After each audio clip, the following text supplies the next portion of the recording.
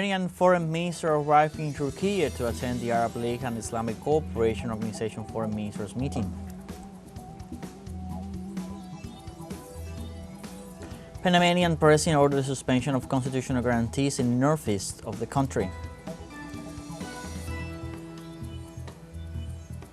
And the United Nations declared Haitian criminal groups responsible for violations and abuses against children.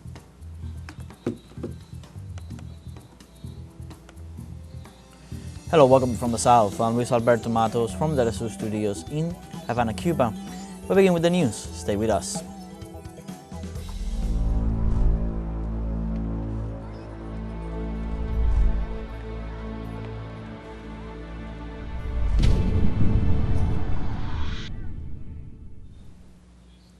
Iranian Foreign Minister Luis Arroyo arrived in Turkey this Saturday early morning to attend the Arab League and Islamic Cooperation Organization Foreign Ministers meeting. Upon his arrival in the country, the head of the Persian diplomacy assured that the attack perpetrated by Israel against his installations in the midst of talks with the International Atomic Energy Agency is an unforgivable crime. This meeting was sponsored by Turkey and co-organized by the Arab League. The main objective of this summit, according to the Turkish Foreign Ministry, is to address the escalation of the war and coordinate a diplomatic and political response within the Islamic framework. That the U.S. may join this aggression that we right now is the exercise of our legitimate right for self-defense against the act of aggression, which is done against us unprovoked and in a very brutal way. As everybody knows, we were in the middle of negotiations with the United States, and we were supposed to meet for the 6th round on 15 June. Then all of a sudden, Israelis decided to attack us on 13, only 2 days before the negotiations. It is obvious that they are against diplomacy. It is obvious that they don't want, a peaceful, settlement of this issue. The Iranian Foreign Minister also assured that his country is willing to negotiate a solution to the nuclear program, but that the aggressions must first cease. Absolutely ready for a negotiated solution for our nuclear program, as we did in 2015. We had a deal with the FIFA +1 at that time. That was the result of 2 years of negotiation, and then when we concluded the deal, the whole world celebrated. So it means that diplomacy can work. It worked in the past and it can work in the future. But in order for us to come back to diplomacy, the aggression should be stopped. It is obvious I cannot go to negotiation with the United States when our people are under bombardments, under the support of the United States. We have come, unfortunately, to the conclusion that the United States has been in this aggression from the beginning. They deny. They keep saying that they are not involving, but we have many indications that they have been involved from day one.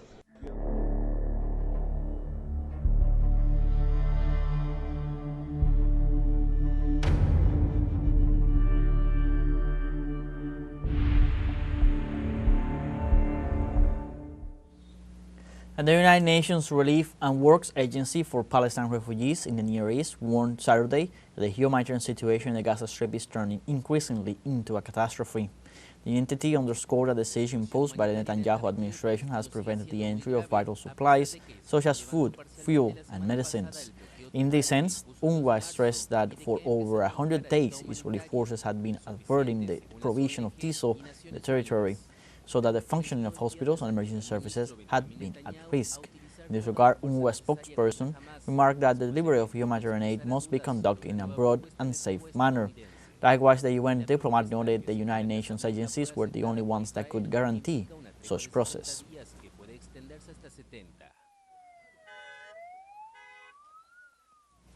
And Israeli occupation forces carried out new attacks against the Palestinian people in the Gaza Strip, leaving more than 100 civilians killed in the last 24 hours.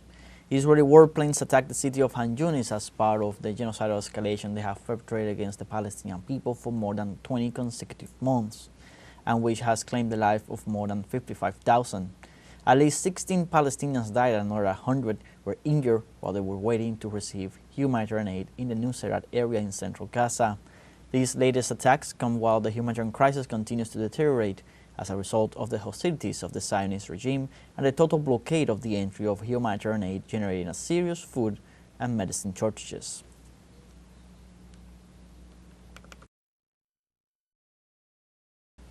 And in the United States, after 3 months of unjustified detention, authorities have released Palestinian activist Mahmoud Khalil.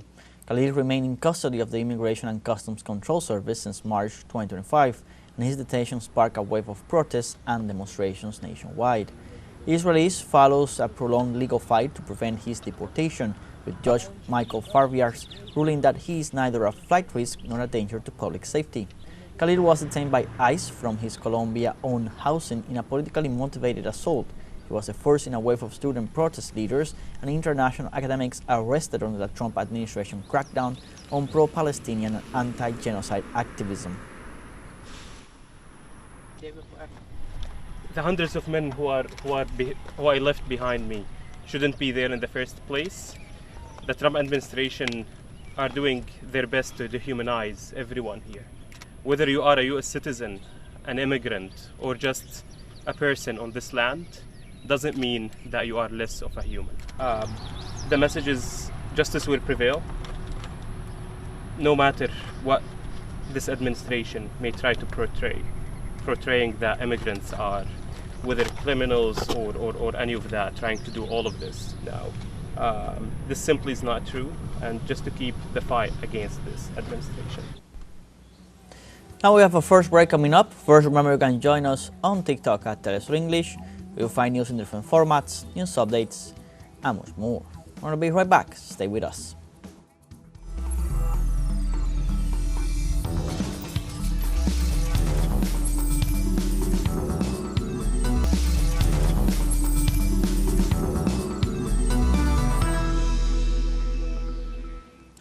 Welcome back. Amid a brutal crackdown that has already claimed one life and left many injured, Panamanian President Jose Raul Mulino ordered the suspension of constitutional guarantees in the northeastern Panama this Friday. The announcement was made by the Minister of the Presidency, Juan Carlos Orellak, who explained that the state of emergency will be extended for 5 days. According to the declaration of the government cabinet, the measure was necessary due to the breakdown of order and acts of violence. However, human rights organizations contradict these facts. Unions, guilds, and indigenous groups and communities of Bocas del Toro reject Decree 462 because they consider that it condemns workers to slavery.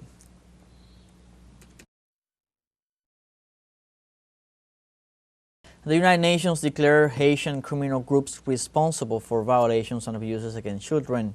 Their annual report on children and armed conflict already lists the violent criminal groups coalition living together as forcibly recruiting children as young as 8 years old. The last year, this crime against children has increased by 70%, driven by extreme poverty and social disintegration. Children are used as informants, lookouts, and fighters. There have also been terrifying reports of collective sexual abuse and sexual enslavement of girls, especially by violent criminal groups. The list of abuses against minors signed by the UN includes more than 5 crimes.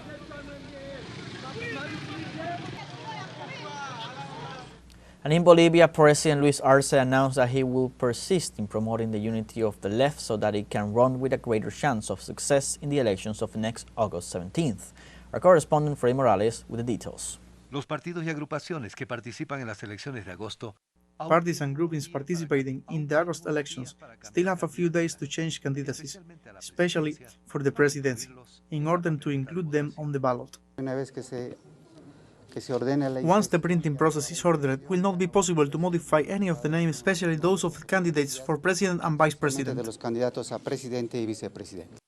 Pese a que está contra el tiempo, Despite the fact that time is against him, President Luis Arce, who gave up his candidacy for re-election to facilitate the unity of the left, does not lose hope on achieving his goal. La hemos patrocinado, hemos fracasado.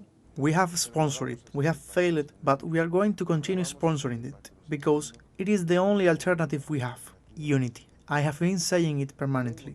If I gave the signal, and the signal was very clear when I stepped down, we have to go to unity, and if I am the problem, I step aside in a clear way. The left has to learn that one has to have those reactions in pursuit of the common good. En pos del bien común. El mandatario lamentó que su iniciativa no The hubiese president regretted that his initiative has not been accepted by different sectors of the left, represented by 4 factions of the movement for socialism. Pero mire usted lo que pasó. Me bajé al día siguiente. Look at what happened. I withdrew, and the next day I received tweets from Evo Morales and Andrónico Rodríguez. They don't only reject us, they do not understand what unity means, and they do not understand something even more complicated. The effects this is going to have, not only on us, but on the people. I am a critic of neoliberalism, and we are paving them the way with the attitudes of Evo Morales for the right wing to return. Y estamos asfaltando el camino con las actitudes de Evo Morales para que vuelva a la derecha. El presidente Arce anunció que pese a los iniciales tropiezos, President Arce announced that despite initial setbacks, he will insist on promoting unity so that the left will have a better chance in the August 17 elections. Miren, hemos intentado en el pasado, les decía, y seguimos intentando, Look, we have tried in the past and we continue trying, knocking on doors. We continue sending the corresponding messages that there has to be unity and it must be said. There are some fronts that gave us reason in the end.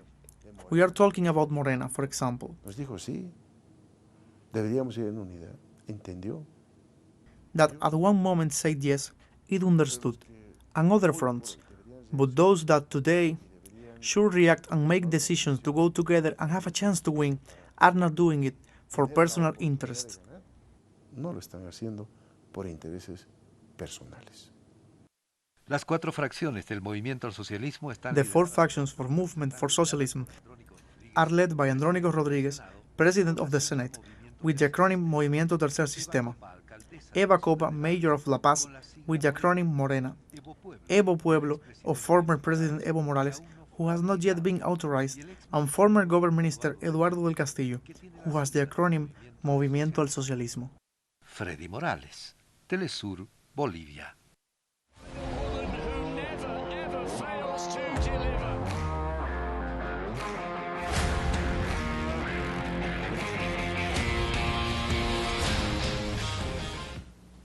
And on Friday, the Brazilian Football Confederation officially informed FIFA of its strong interest in hosting the Club World Cup in 2029.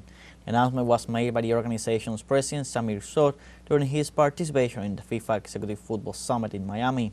At the meeting, Sot held key meetings with FIFA President Gianni Infantino and Secretary General Matthias Grafström, where the Brazilian leader formally presented the proposal to bring the tournament to South Africa, reaffirming Brazil's commitment and capacity to organize an event of this magnitude.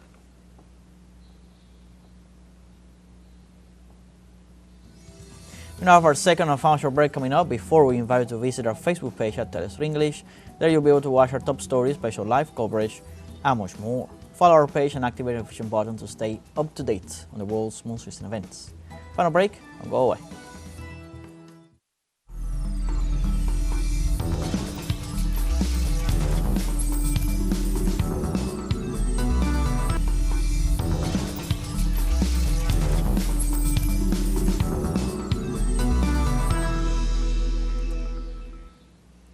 Welcome back. In Argentina, former President Christina Fernandez Kishner denounced that the court intends to apply against her a totally arbitrary exclusion regime regarding the visits she can receive at her home. The former president is only allowed to receive visits prior list from her immediate family, her lawyers, and her doctors. The rest of the people must submit a request to the court and then wait for authorization. In this regard, the defense attorneys filed an appeal before the court, arguing that those serving a sentence in a private home may carry out all activities that are not prohibited by law, questioning the lack of explanation as to the purpose of requiring prior authorization for the meetings. They also emphasized that the intention of the President of Brazil, Luis Arroyo da Silva, to meet with the former president should not be subject to prior judicial authorization.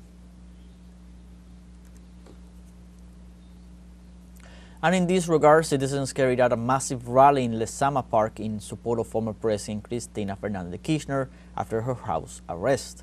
Also, in a recorded message, the former president criticized Patricia Bullrich and called for unity in addition to urging the militancy that supports her not to go to the surroundings of her home.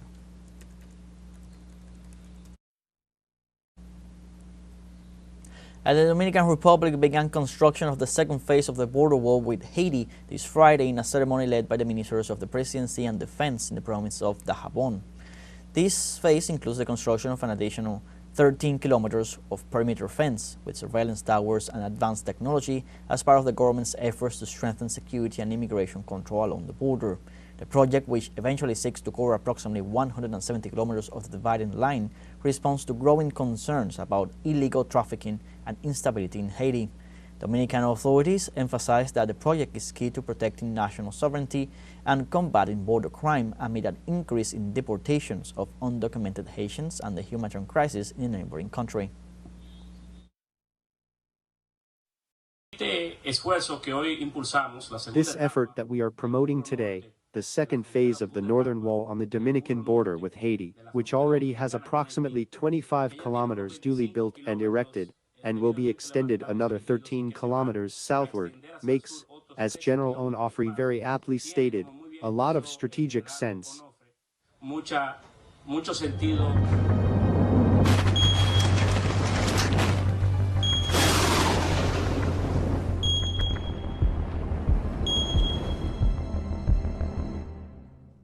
And in Mexico, after Hurricane Eric passed through, the government of Oaxaca reported that more than 2,000 homes were affected by the overflowing of the Los Perros River. Authorities indicate that the river rose due to currents from the mountainous area, causing flooding for more than 20 hours in at least 4 sectors of the city. Local authorities and residents began cleanup efforts due to the extensive property damage. The phenomenon took hundreds of families by surprise, as they were not warned in time about the increase in the river's flow, which led to significant losses of property, goods, and household items. In this regard, the authorities are maintaining operations to assess damage, provide support to those affected, and avoid new risk in the event of possible residual rains.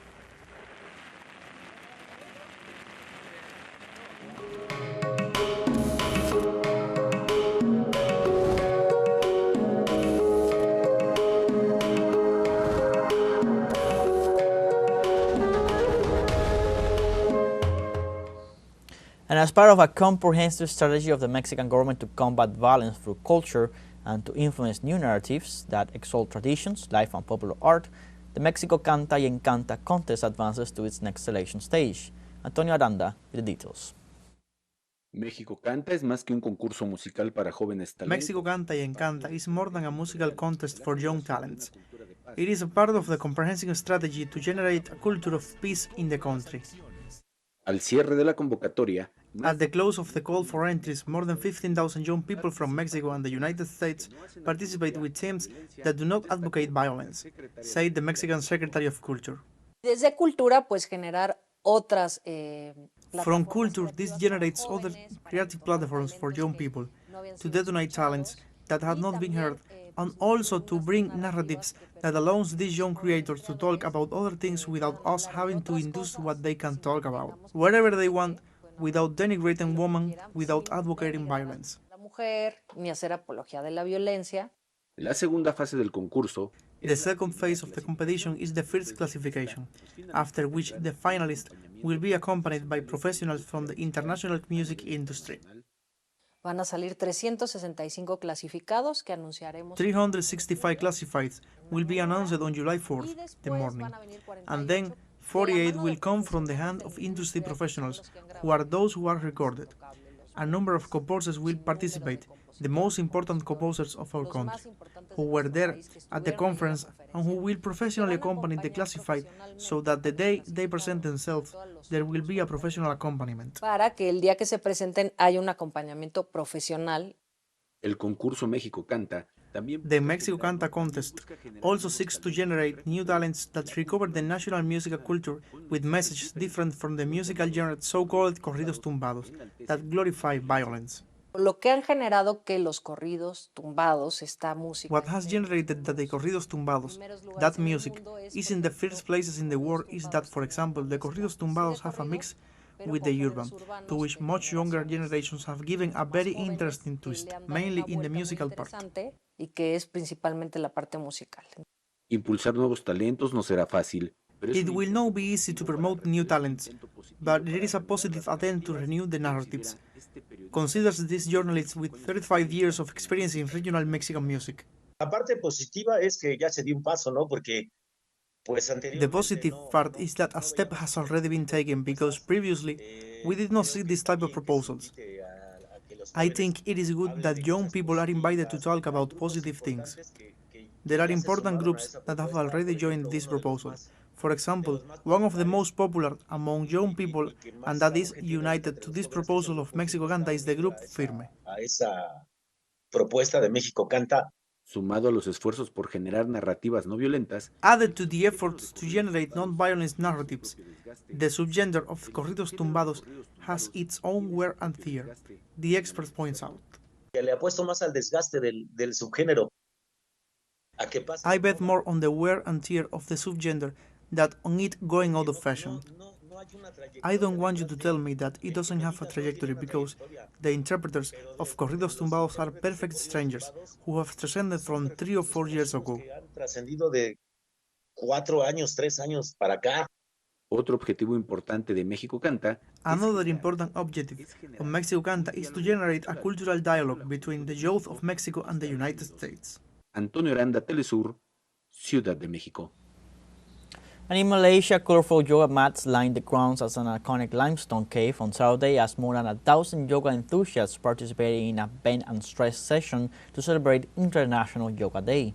The annual event at the Batu Caves, a popular tourist attraction and Hindu festival site on the outskirts of Kuala Lumpur, was organized by the Indian High Commission. International Yoga Day celebrates the ancient Indian practice known for elevating the physical and mental well-being of its practitioners. The word yoga, derived from Sanskrit, means to unite or join, symbolizing the union of body and consciousness. Since its proposal and subsequent adoption by the United Nations in 2014, the annual events known as International Yoga Day are celebrated on June 21st each year. Let this wrap from the end of this news brief. You can find these and many other stories on our website at telesurenglish.net. So join us on social media, Facebook, X, Instagram, Telegram, and TikTok.